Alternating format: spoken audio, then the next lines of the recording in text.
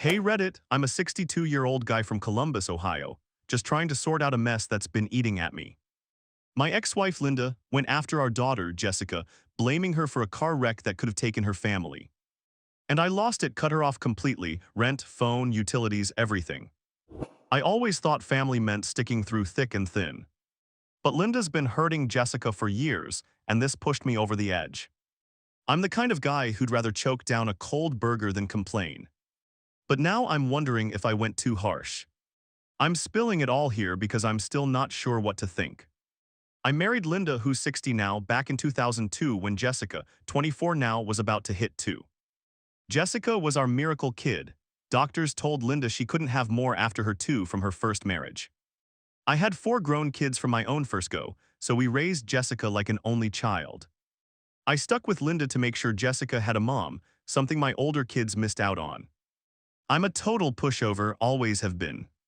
I'd come home from long days on construction sites, dead on my feet, and let Linda's sharp tongue slide just to avoid a fight. I figured keeping the family together was my job, no matter how much it wore me down. I wasn't a great dad to my first 4 kids. Their mom split early, and I was too busy hustling to cover bills to make it to their school plays or games. That guilt-'s been a weight I can't shake, like carrying a toolbox full of rocks. When Jessica came along, I swore I'd get it right. I'd sneak her out for ice cream at Dairy Queen, her little hands sticky, both of us laughing like idiots. But Linda's meanness started creeping in. She'd snap at Jessica for spilling milk or talking too much. And I'd just sit there, heart sinking, too spineless to step in. I told myself it wasn't a big deal, that Jessica needed a mom more than she needed me stirring things up. Now I see I was wrong. My silence let Linda's words dig into Jessica like thorns. Jessica graduated high school in 2019 and got a job at an insurance office. When the pandemic hit, I lost my supervisor gig and Linda never worked. So Jessica, barely 20, started paying our rent and buying groceries. I'd watch her at our kitchen table counting out cash, her face all serious, and feel like a failure. She was carrying us and I couldn't look her in the eye. At 21, she moved to Dayton with her boyfriend Ryan, and they had Ethan in 2022. That kid's laugh is pure sunshine. Linda, though, started picking at Jessica's parenting, saying she was too young, too messy. It got under my skin, but I kept my mouth shut, same old me dodging the fight. Every time Linda took a shot, it felt like another brick on my chest. In 2022, things blew up at our old house in Springfield. We were eating cheap mac and cheese when Linda went off, saying Jessica was smarter, prettier, and that I cared about her more. Then she said something that turned my stomach. She hinted I was too close to Jessica, like it was something twisted. I sat there, fork in hand, feeling sick. Later, Jessica, her voice all shaky, told me the truth.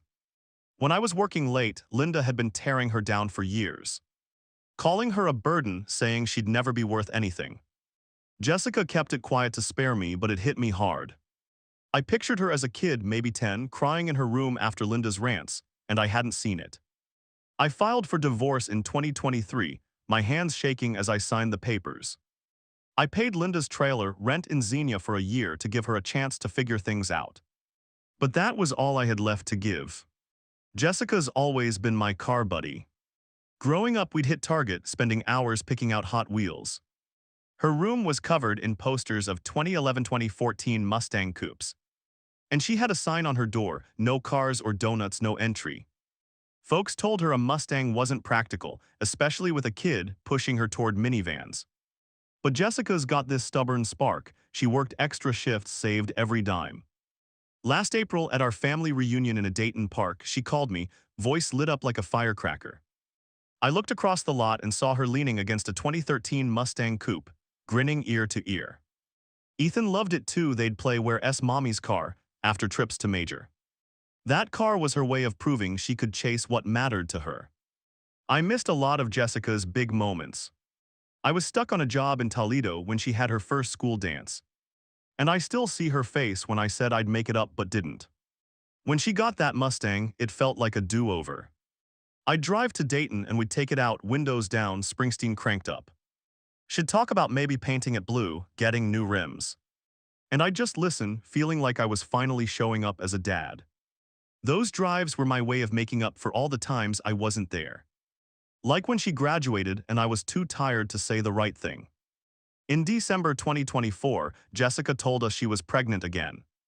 Ryan and I were over the moon, but Linda barely responded, just a cold text or two.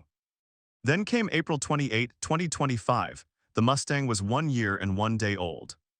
Jessica, Ryan, and Ethan were driving 3 hours to a gender reveal party with Ryan's mom and Jessica's friend, Megan. Nothing fancy, just cupcakes and games at a community center. At 1:32 p.m. my phone buzzed. It was Jessica crying so hard she could barely talk. Well, she said they'd crashed. I was in my truck halfway through a gas station sub and everything went still. I got her to breathe, piece together what happened, my hands gripping the wheel like it could keep me steady. They were on a 3-lane highway, Jessica driving, Ethan in his car seat, Ryan up front. Dashcam footage from other drivers showed a semi-truck passing in the middle lane.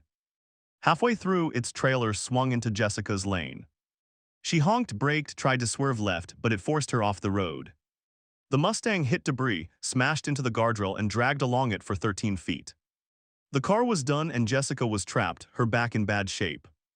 Ryan and Ethan were rattled but okay. The semi just kept going like it was nothing. I watched Jessica's dashcam later, and the sounds, Ethan's cries, Ryan's shouts, Jessica's gasps, ripped me apart. I pulled into a speedway lot, staring at my dashboard, muttering thanks they were alive. That night I sat on my couch, replaying every moment I'd let Jessica down, wondering if I could have taught her something to dodge this. Doctors said Jessica and the baby were fine, but her back was a mess.